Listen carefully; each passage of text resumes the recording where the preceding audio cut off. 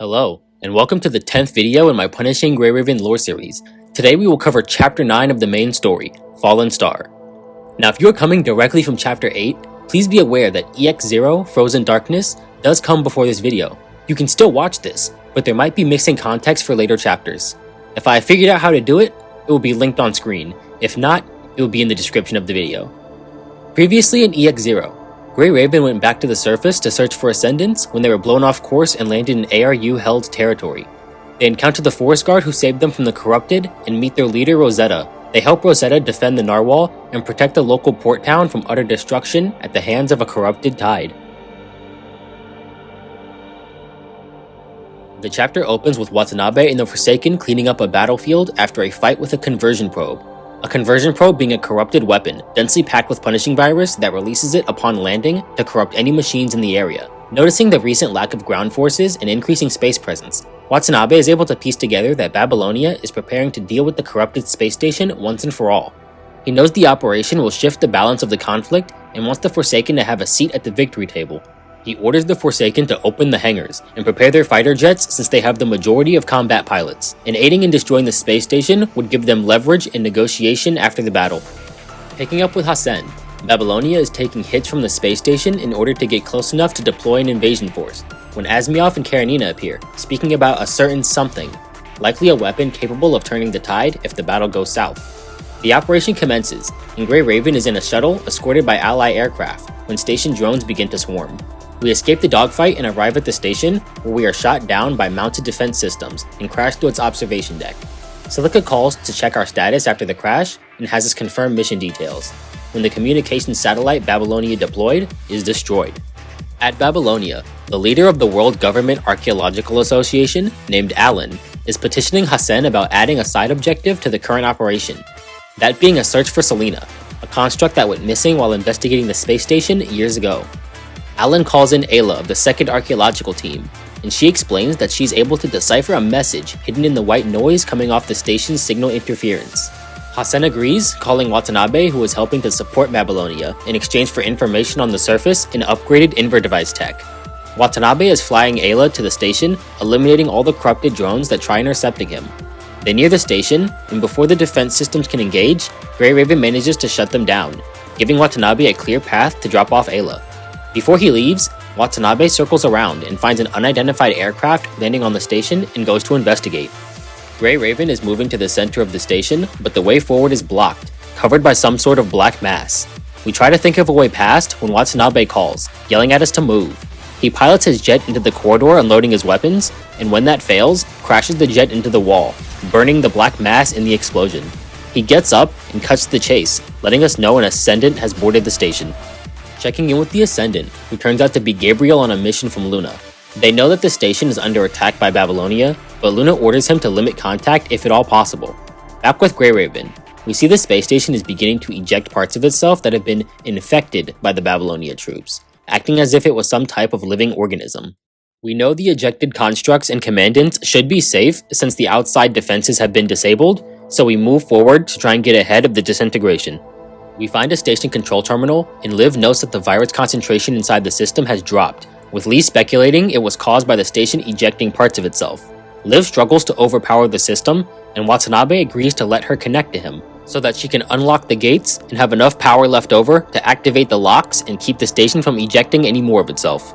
We get past the door, and Lee hands Liv a copy of the data log on how the station ended up like this in the first place. The log describes how the virus infected the gravity core, and it began to attract more contaminated materials to increase its viral concentration. Inside the gravity core, the virus condensed itself into a dense form of matter called a heteromer.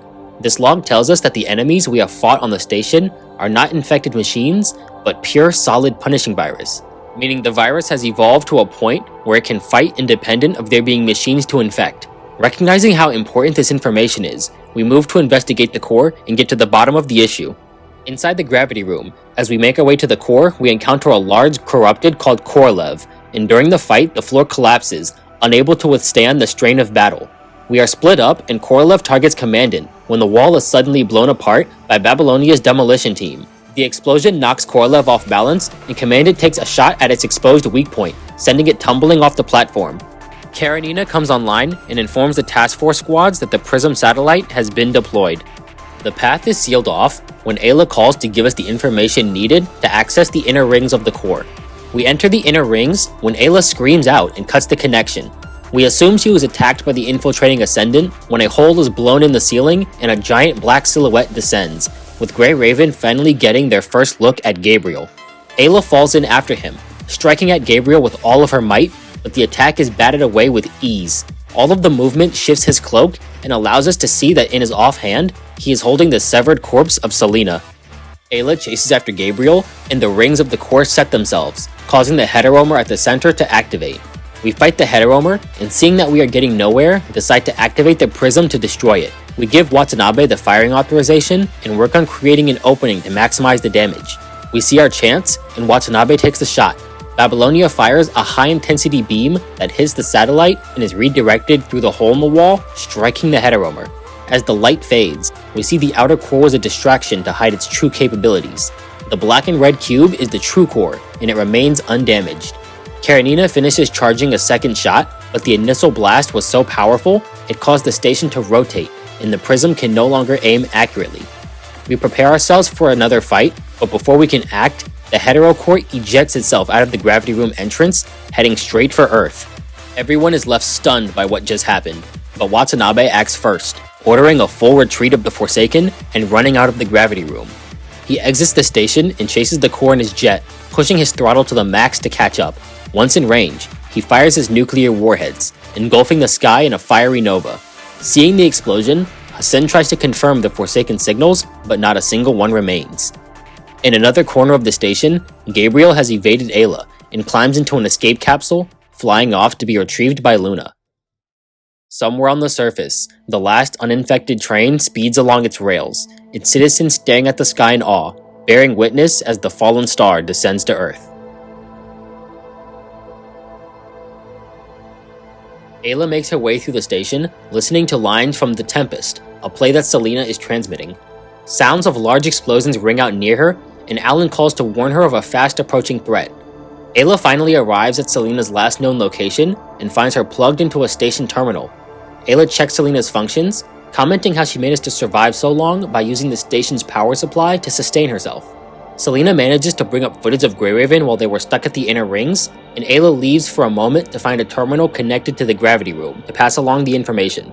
After passing along the information to Grey Raven, Ayla returns to find Gabriel taking Selena off the terminal. She attacks, unleashing multiple slashes, but they are ineffective, and Gabriel jumps down to the gravity room.